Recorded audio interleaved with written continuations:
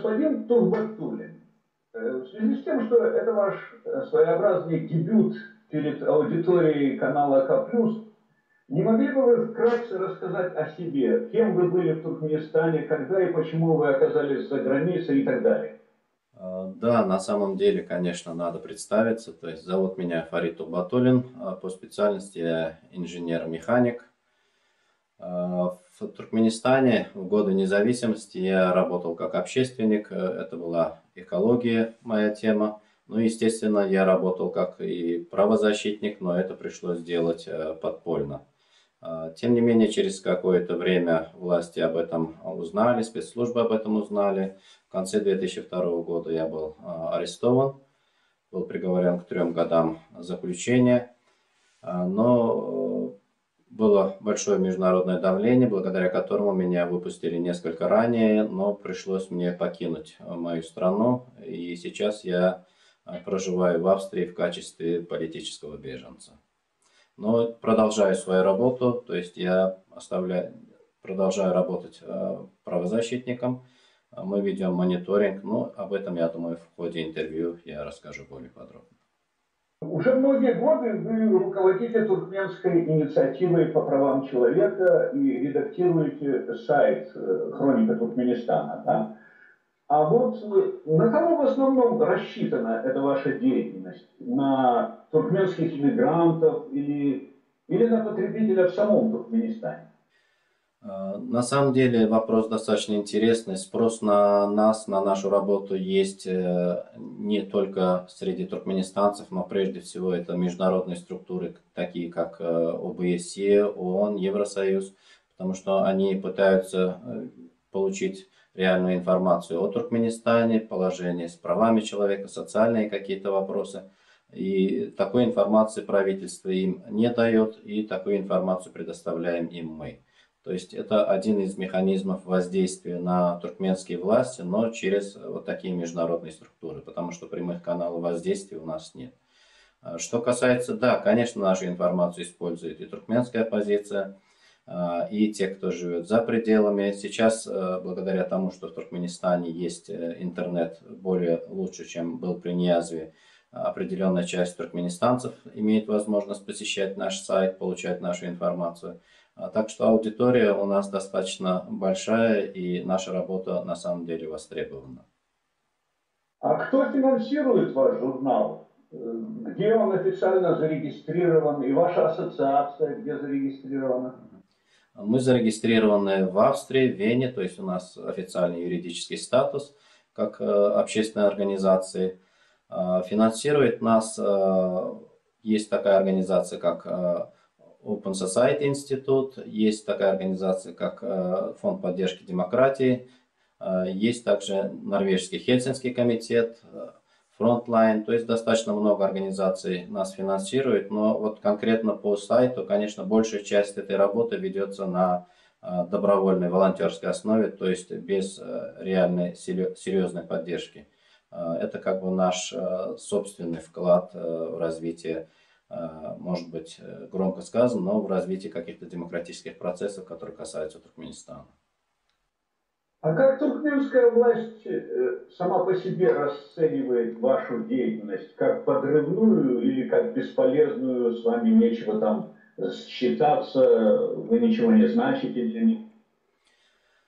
Естественно, они пытаются не замечать, но тем не менее определенная реакция на наши доклады у них бывает. Мы готовим доклады, и вот последний из них это доклад о тюрьмах Туркменистана, на который, кстати, реакция была и достаточно хорошая, на мой взгляд. То есть президент заявил о том, что необходимо иметь новый уголовный кодекс, новый уголовно-процессуальный кодекс, необходимо поменять ситуацию в тюрьмах и колониях.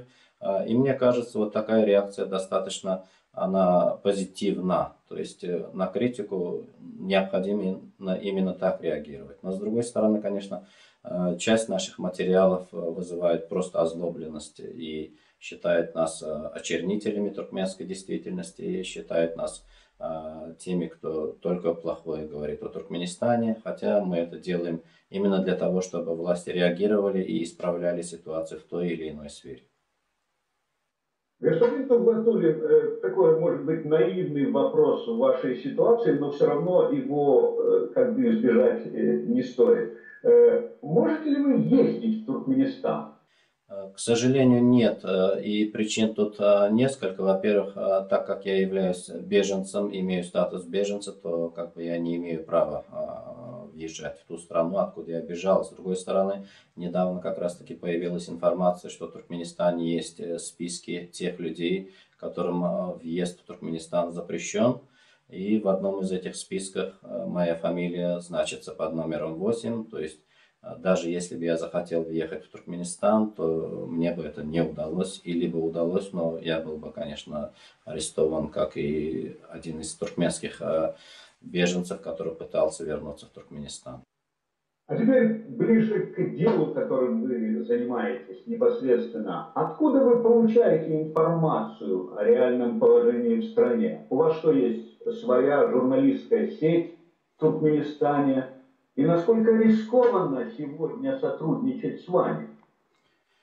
Да, действительно, риск, конечно, большой. Дело в том, что одно время и я сам являлся таким вот журналистом или правозащитником, который передавал информацию за пределы Туркменистана. Сейчас мои коллеги и друзья работают в Туркменистане, они серьезно рискуют, но считают, что необходимо, чтобы такая работа велась, и они помогают мне осуществлять вот этот мониторинг, присылают мне различную информацию, присылают видеосюжеты, фотосюжеты, которые мы используем в своей работе и при подготовке вот тех самых докладов, о которых я говорил. Судя по тому, что сегодня заявляет туркменское руководство, заявляет оно, что действует согласно международным стандартам по правам человека. Повсеместно в пропаганде звучит лозунг «Государство для человека». В Ашхабаде работают центры Организации Объединенных Наций и ОБСЕ. Эти центры проводят регулярные семинары для туркменских чиновников по международному праву. Насколько все это соотносится с реальной правозащитной ситуацией в стране? Что это? Заигрывание с международным общественным мнением? Или действительно власть как-то пытается реально заниматься правами туркмен? К сожалению, практика показывает, что реальных изменений со времен Ниязова именно в сфере прав человека практически не произошло. То, что в Туркменистане есть представительство ООН, посольство ОБСЕ, конечно, отрадный факт, но, как вы сами сказали, они способны только для того, чтобы делать вот эти вот семинары для государственных чиновников, но им не разрешают туркменские власти проводить мониторинг ситуации, любой, неважно, связанный с правами человека, какие-то социальные вопросы, система образования. То есть они не имеют права изучать ситуацию на месте. И я, благодаря тому, что проживаю за рубежом, имею возможность встречаться с представителями ООН, Евросоюза и с другими дипломатами. И они говорят, что да, конечно, мы вынуждены закрывать глаза на какие-то вещи, но для нас важен диалог. То есть они надеются, что вот таким путем диалога, путем переговоров, пусть медленно, пусть шаг за шагом, но им удастся как-то, хотя бы как-то смягчить вот жесткую ситуацию внутри страны. И вот у них своя политика, то есть они должны так, видимо, работать. Господин Тухватуллин, по вашему мнению, есть ли в сегодняшнем руководстве люди, которые и могут, и хотят влиять на президента, чтобы в корне изменить права человека в стране? На мой взгляд, таких людей сейчас в правительстве и вообще в высших эшелонах власти в Туркменистане нет, потому что принцип подбора руководящих кадров установлен еще при Ниязове, он до сих пор сохраняется. Единственное изменение, которое сейчас внесено, это подбор в том числе и по родственному признаку, потому что Ниязов был сиротой, а у Бердымухамедова есть родственники, и некоторые из них уже входят и в состав Кабинета министров, и в другие высокопоставленные места. Поэтому, естественно, ожидать, что кто-то из окружения Бердымухамедова жаждет каких-то реальных перемен по демократизации общества, по правам человека, мне кажется, сейчас не стоит.